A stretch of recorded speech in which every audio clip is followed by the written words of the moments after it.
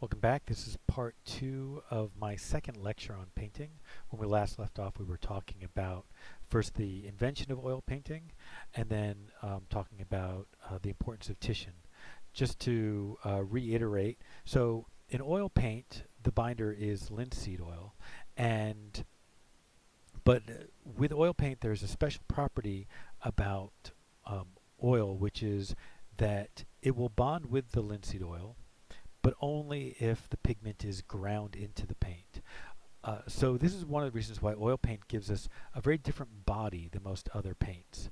Um, Most paints are liquid forms of paint, whereas oil paint, because the um, the pigment can be ground into the oil and can be ground to a high pigment amount, like you can get a lot of pigment into a certain amount of oil, you can get a very kind of almost heavy body, kind of viscous thick, not like as thick as it comes out of a tube today, but like the paint that Velasquez or Titian painted with was a little bit thicker than just a liquidy kind of form of paint like a watercolor.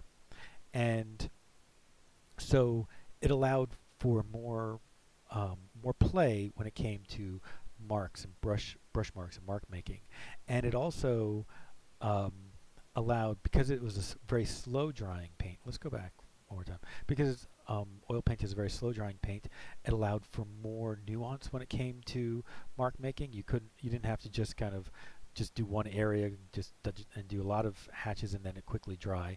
You could work back into areas. Um, you could work in an area and then come back to it, a day later and still be able to paint into it wet into wet.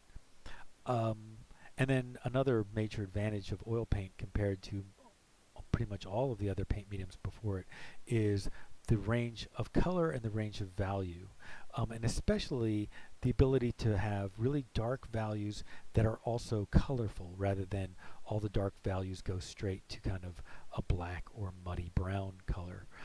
With oil paint, um, there's this increasing ability to have deep saturated darks that are not just dark but also colorful. So as I was talking about, one of the important influences of Titian, and obviously you can see his influence on painters like Velasquez and Rubens, and we'll talk about them some more later on.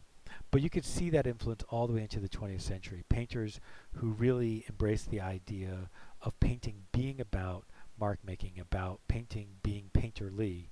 Um, and a great example of that is Willem DeKooning.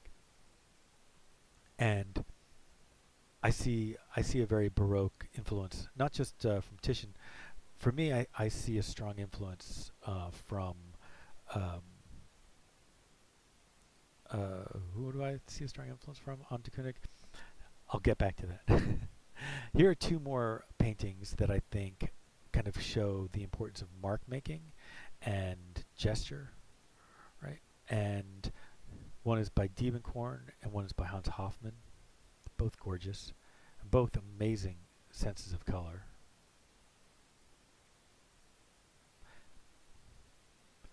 And here's a Van Gogh that also gets at this same idea that, so all of these artists in very different ways are really talking about um, how painting is about the painting, the action, the mark making, for them at least, and that the joy, the pleasure in the painting is not the illusion so much as the way the illusion is made. And so seeing the hand, seeing the marks is such an important part of that illusion. I remember the name I was searching for.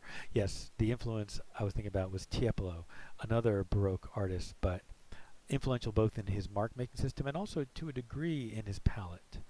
Um, Here's another 20th century artist. We've talked about Joan Mitchell's painting here before in terms of color relationships, and we'll talk about it again in terms of composition, her use of diagonals in this, and her play with consonance and dissonance. But for right now, I just want you to think about how this is a beautiful example of just an artist making a painting purely about the action of mark making. And that doesn't necessarily mean that artists have to get more and more abstract. I think that this Diebenkorn um, still life study demonstrates that, like artists continually pushing themselves to find ways to make um, the expressive act of painting be part of the content of the painting doesn't necessarily mean giving up on illusion or representation.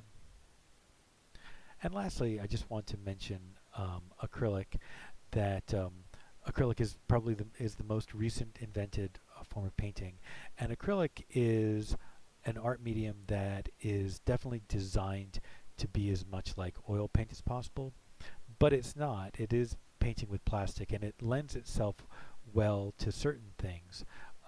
Many people who paint with acrylics can recognize that paintings that are really, really flat work very well with acrylic. Any art student who's taken a design class where they've used acrylics probably is pretty aware of how to get really flat, even surfaces with acrylics. But this Rothko shows a very different kind of approach to acrylic, that acrylic can be layered, and that it can create warm and cool, subtle relationships of color that are really quite beautiful. Okay, that is the end. Yeah.